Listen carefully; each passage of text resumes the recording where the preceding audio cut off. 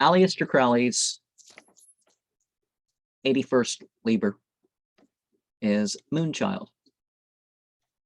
Chapter 5 is of the thing in the garden and of the way of the Tao. "Oh, little brother," said the old mystic sadly, "how long will it take you to work through this wretched business?"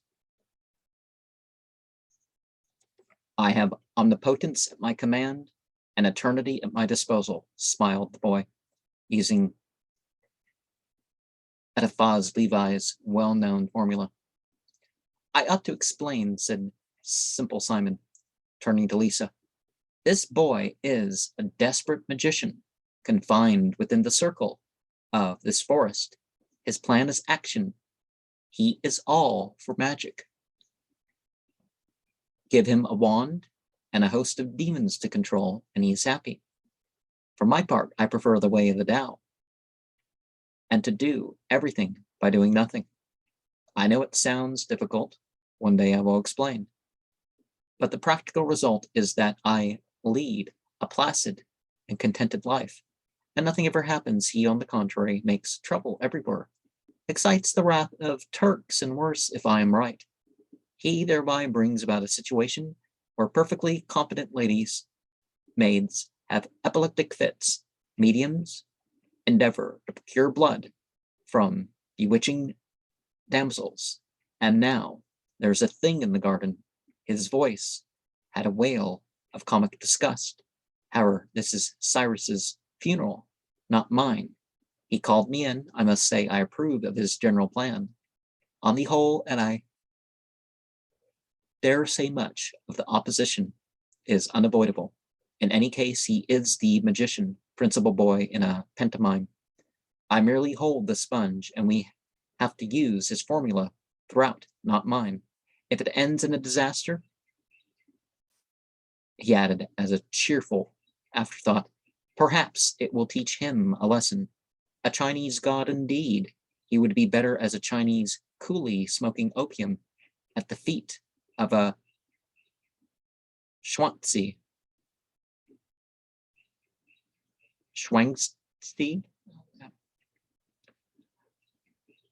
He tells me that I stand in my own way, that I love struggle and adventure, and that this is weakness and not strength. This girl is in danger, quite unnecessary danger. I am going to ask my master to show you his method. You will see plenty of mine in the next few weeks, and I should like you to have a standard of comparison. Maybe you'll want to choose one day." "I'm afraid I, too, like danger and excitement," cried Lisa. "I'm afraid you do. However, since Brother Cyril asks it, the way of the Tao shall be trodden so far as this is possible. What would Brother Cyril do?" "I should take the magic sword, make the appropriate symbols, and invoke the names divine pertinent thereunto. The thing, shriveled and blasted, would go back to those that sent it, screaming in agony, cursing at the gods, ready to turn even on its employers, that they might wail with it in torment." Is this somehow relating to the magical astral battles between the Gregory Mathers and Aleister Crowley? "One of the best numbers on the program," said Simon If. "Now see the other way." "Yes, if your way is better than that," cried the girl, her eyes gleaming. "It isn't my way," said the mystic, with a sudden inflection of solemnity. His voice rose in a low, monotonous chant as he quoted from the book of the heart girt with the serpent. "I and me and mine were sitting with lutes in the marketplace of the great city, the city of the violets and the roses. The night fell, and the music of the lutes was stilled. The tempest arose, and the music of the lutes was stilled. The hour passed, and the music of the lutes was stilled. But thou art eternity in space. Thou art matter in motion. and thou art the negation of all these things, for there is no symbol of thee. The listeners were thrilled to the marrow of their bones, but the old man merely gathered a handful of dittany leaves from the chaste golden box where they were kept, and led the way to the garden. It was very dark. Nothing could be distinguished but the outlines of the shrubs and the line of the fence beyond. "Do you see the thing?" said If. Lisa strained her eyes. "You mustn't look for anything very definite," said the mystic. "It seems as if the darkness were somehow different in that corner," says Lisa. At last, pointing a sort of reddish tinge to the murk. "Oh dear me, if you will use words hike, murk, I'm afraid you're all on Cyril's side. Look now," and he put his hand on her head. With the other he offered her the dittany. "Chew one of these leaves," he said. She took one of the silver gray heaves with its delicate snow bloom between her teeth. "I could see a sort of shapeless mass, dark red," she said after a pause. "Now watch," cried If. He took several steps into the garden and raised his right hand. "Do what thou wilt should be the whole of the law," he proclaimed in such a voice as once shook Sinai. He then threw the rest of the dittany in the direction of the thing. "By all the powers of the pentagram," said Cyril Gray, "he is deliberately making a magical link between it and Lisa." He bit his lip and cursed himself in silence. He knew he'd been startled out of prudence. And one of the gestures that people curse themselves with is they interlace the fingers. If they're hiding something from someone else, they have the fingers in, and if they have the fingers out when they're, hiding stuff from others. Of course, you don't want to curse yourself, but startled out of prudence. Simon If had not noticed the outburst. He quoted the book of the law. "Be strong," he cried. "Enjoy all things of sense and rapture. There is no God that shall deny thee for this." Well, perhaps things that aren't gods that are treated as gods, right? The thing became coherent. It contracted slightly. Lisa could now see that it was an animal of the wolf type. Couchant. The body was as big as that of a small elephant. It became quite clearly visible. It was a dull, fiery red. The head was turned towards her, and she was suddenly shocked to see that it had no eyes. The old man advanced towards it. He had abandoned his prophetic attitude. His whole gait expressed indifference. No forgetfulness. He was merely a quiet old gentleman taking an evening stroll. He walked right into the thing. Suddenly, as it enveloped him, Lisa saw that a faint light was issuing from his body, a pale phosphorescence which kindled warmly as he went. She saw the edges of the thing contract, as if they were sucked inwards. This proceeded, and the light became intense. About a burning ovoid core dawned and vibrated the flashing colors of the rainbow.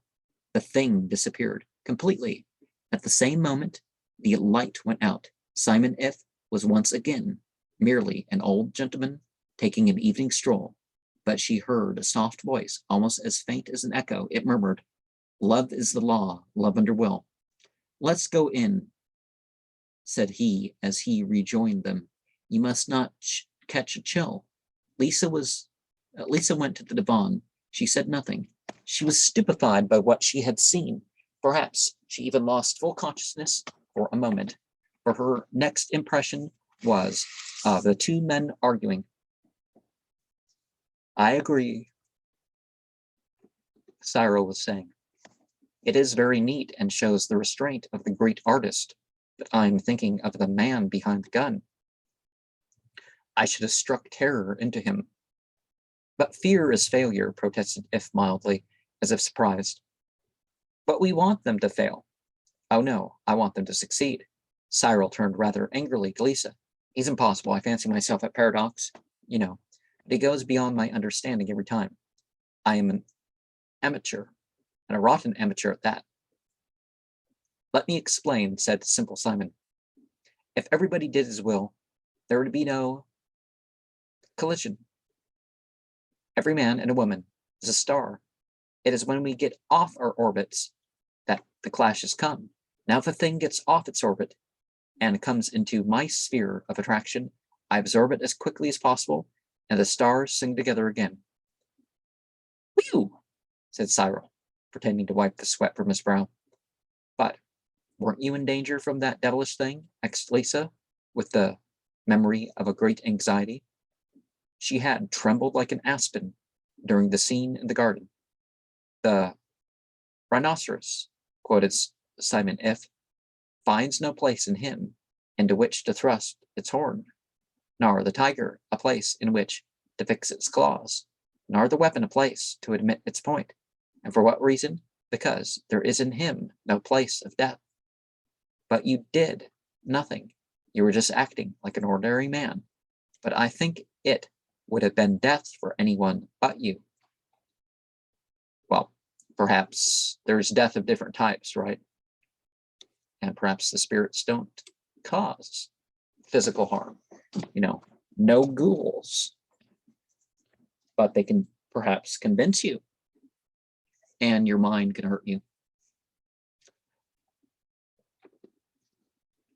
An ordinary man would not have touched the thing. It was on a different plane, and would no more have interfered with him than sound interferes with light. A young magician, one who had opened a gate onto that plane, but had not yet become master of that plane, might have been overcome. The thing might even have dispossessed his ego and used his body as its own. That is the beginner's danger in magic. And what is your secret? To have assimilated all things so perfectly that there is no longer any possibility of a struggle. To have destroyed the idea of duality, to have achieved love and will, so that there is no longer any object to love or any aim for will. To have killed desire at the root. To be one with everything and with nothing. Look, he went on with a change of tone. Why does man die when he is struck by lightning? Because he has a gate open to lightning. He insists on being an electrical substance by possessing the quality of resistance to the passage of the electric current. If we could diminish that resistance to zero, lightning would no longer take notice of him. There are two ways of preventing a rise of temperature from the sun's heat. One is to oppose a shield of non-conducting and opaque material. That is Cyril's way. And at the best, it is imperfect. Some heat always gets through. The other is to remove every particle of matter from the space, which you wish to be cold. Then there is nothing there to become hot. And that is the way of the Tao. Lisa put an arm around Cyril's neck and rested her head on his shoulder. I shouldn't know how to begin, she said. And I know it would mean giving up Cyril. It would mean giving up yourself, retorted the mystic, and you'll have to do it one day. But be reassured, everybody has to go through your stage. And unless I'm mistaken, you're about to go through it in a particularly acute form. I've tried the Tao, said Cyril, half regretful, but I can't manage it. The old man laughed. You're like the old man in the storm who realized that he would be warmer elsewhere.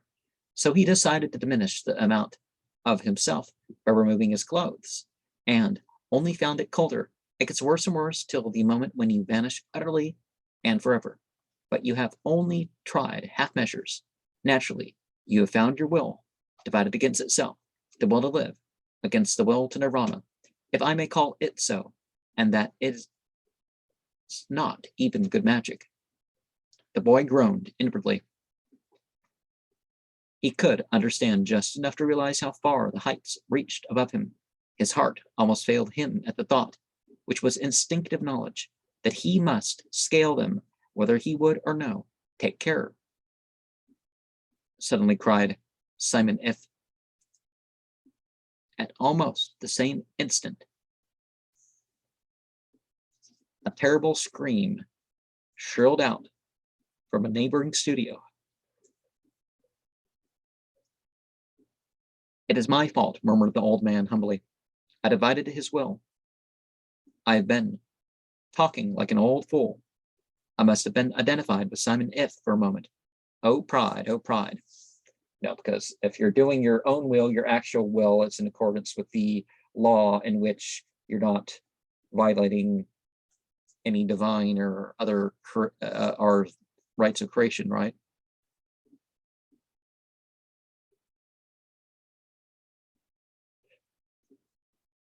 But Cyril Gray had understood the warning. He rose to his full height and made a curious gesture. Then, with a grim face, he ran out of the studio.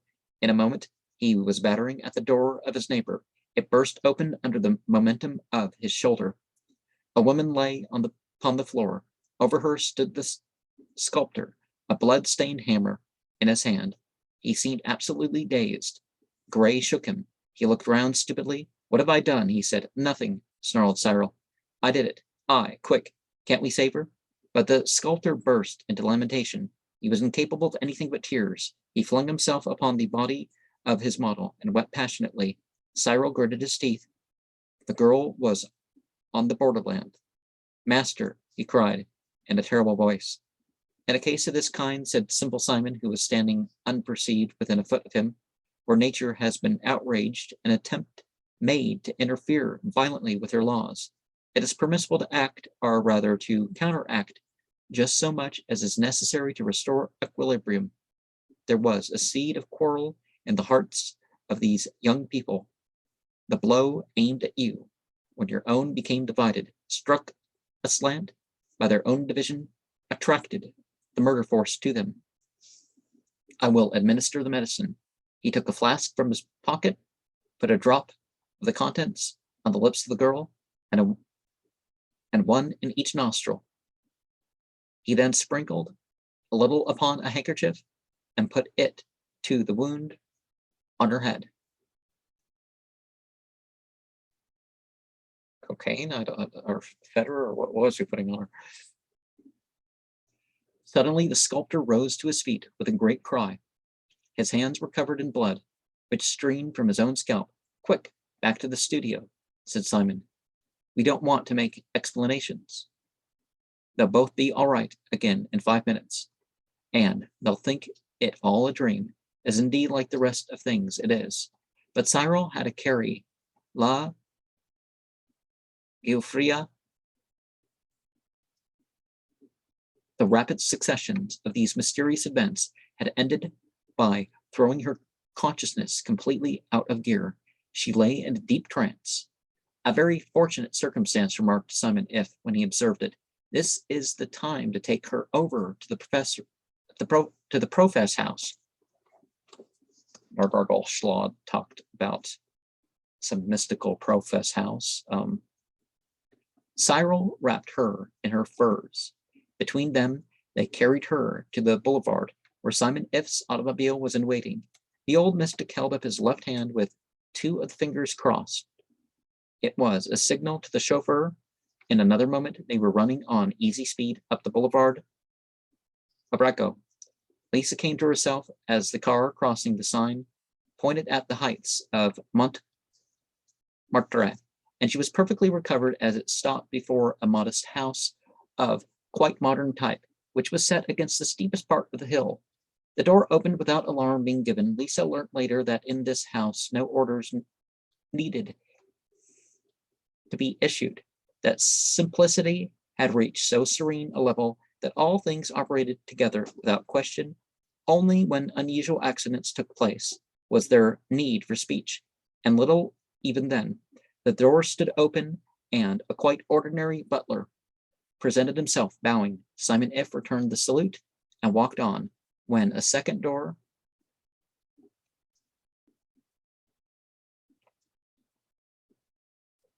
opened, also spontaneously, Lisa found herself in a small lobby.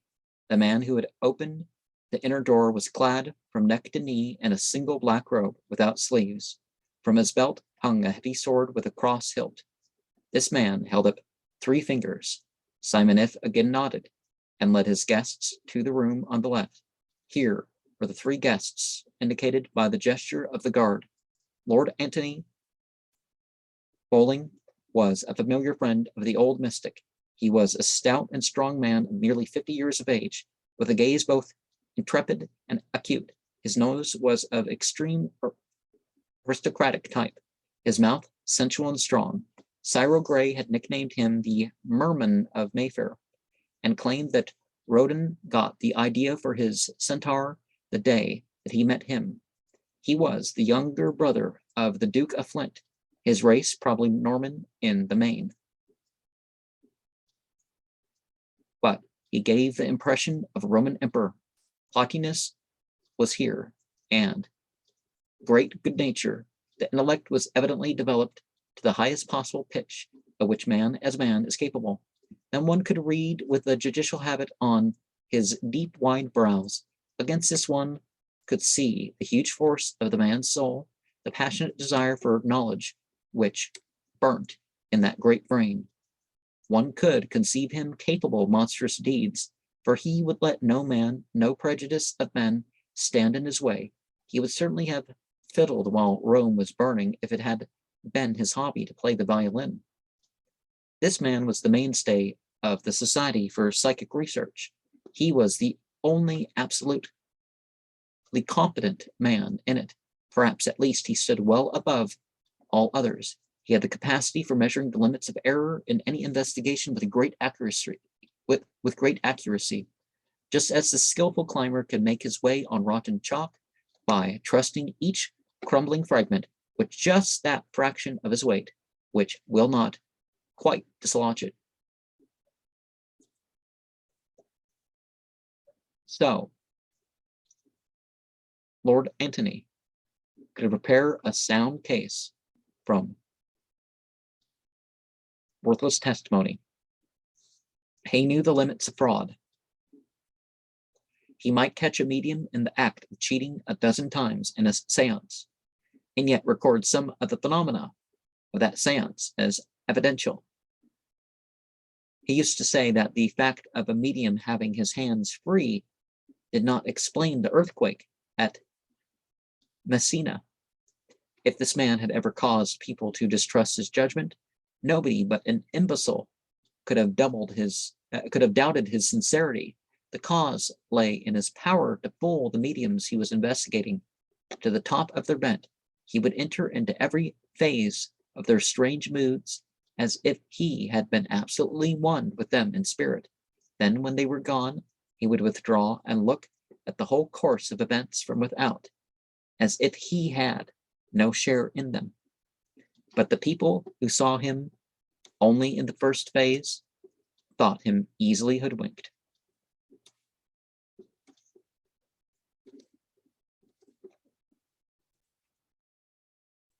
But people who saw him only in the first phase thought him easily hoodwinked. The second of the guests of Simon If, or rather of the order to which he belonged, was a tall man bowed with ill health, a shock of heavy black hair crowned a face pallid as death itself, but his eyes blazed formidably beneath their bushy brows. He had just returned from Burma, where he had lived for many years as a Buddhist monk.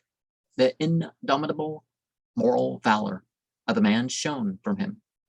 One could see in every gesture the marks of his fierce fight against a dozen deadly sicknesses.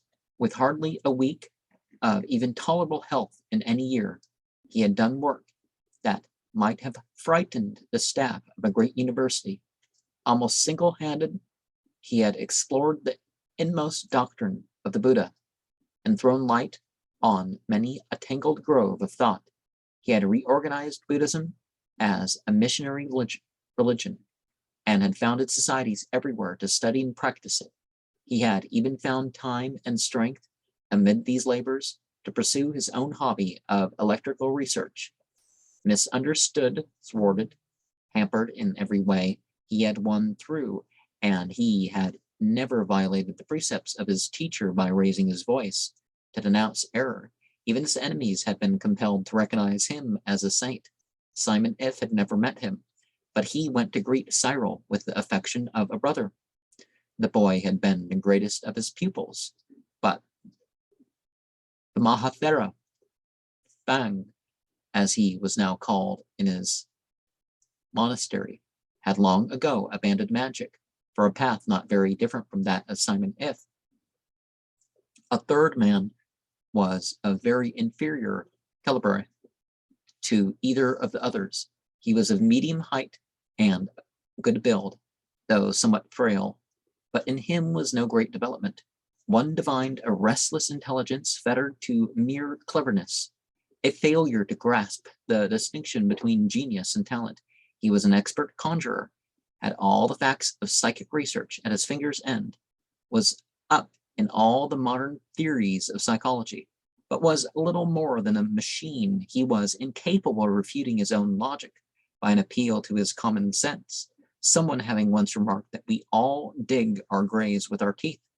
Wake Morningside had started to prove scientifically that eating was the direct cause of death, and that consequently absolute fasting would confer immortality. This was, of course, easy to prove in America.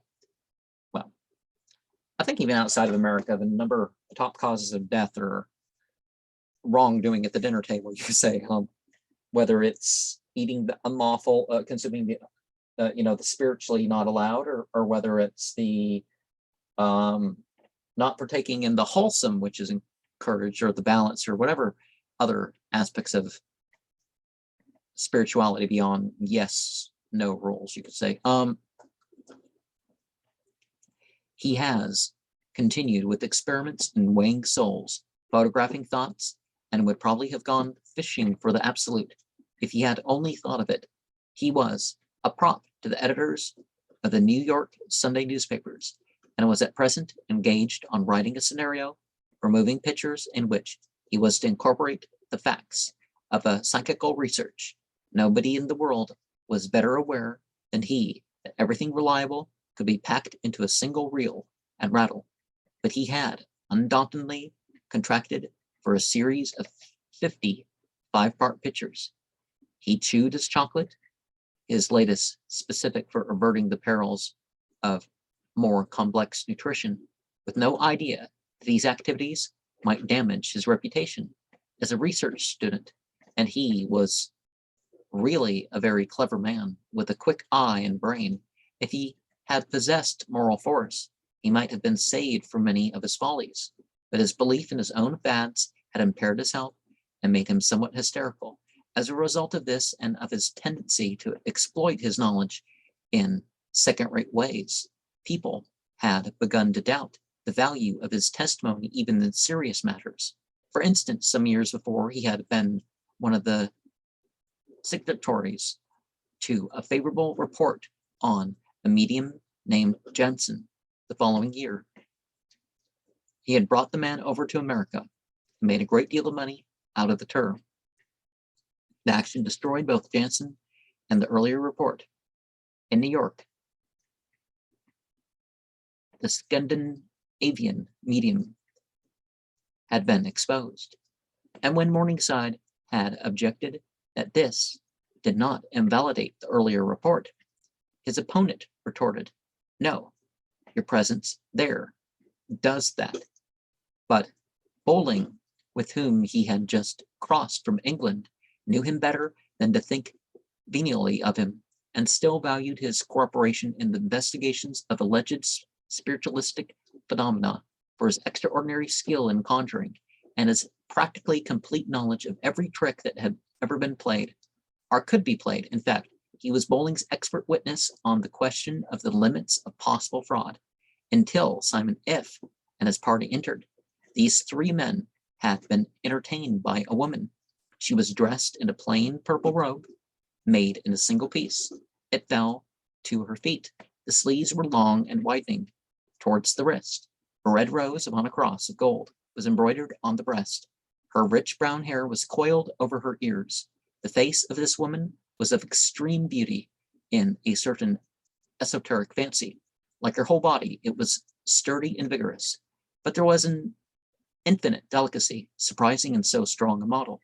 Her eyes were clear and fearless and true, but one could see that they must have served her ill indeed, often enough, for they were evidently incapable of understanding falsity and evil. The nose was straight and broad, full of energy, and the mouth passionate and firm. The lips were somewhat thick, but they were mobile, and the whole expression of the face redeemed any defect of any feature, for while its general physical aspect was severe, even savage, she might have been a Tartar beauty, the bride of a Genghis Khan, or a South Sea Island queen, tossing her lovers into the crater of Mauna Loa after killing them in the excess and fantasy of her passion. Yet the soul within shone out and turned the swords to plowshares. There was pride indeed, but only of that kind which is, as it were, the buckler on the arm of nobility. The woman was incapable of meanness, of treachery, or even of unkindness. There were terrible fires in the depths of that volcano, but they had been turned to human service. They had been used to heat the forge of art, for this woman was a great singer, and no one outside the order knew of her secret aspirations, or that she retired from time to time to one or the other of the profess houses of the order, there to pursue a mightier transmutation of her being. She greeted Cyril with a peculiar warmth. Indeed, it had been she to whom he had once thrown a pair of socks. In a way, it was he that had made her a great artist, for his personality had broken down her dikes. Not till she met him had she ever let herself go, and it was by a magic trick that he had shown her how to use her art as a vehicle for her soul. Later, he had brought her into the order, realizing the inestimable value of her virtue, and if she was not its most advanced member, she was its most beloved. They called her they called her Sister Sybil. Oh, that's very interesting. 77 is a particular repetition of somebody who has not really been direct about the whole Aleister Crowley thing, but has mentioned cults in Pasadena, and a very famous OTO lodge is in Pasadena, right? They called her Sister Sybil. Yes, 77 page in this printing, but chapter 6 of A Dinner with the Talk of Diverse Guests.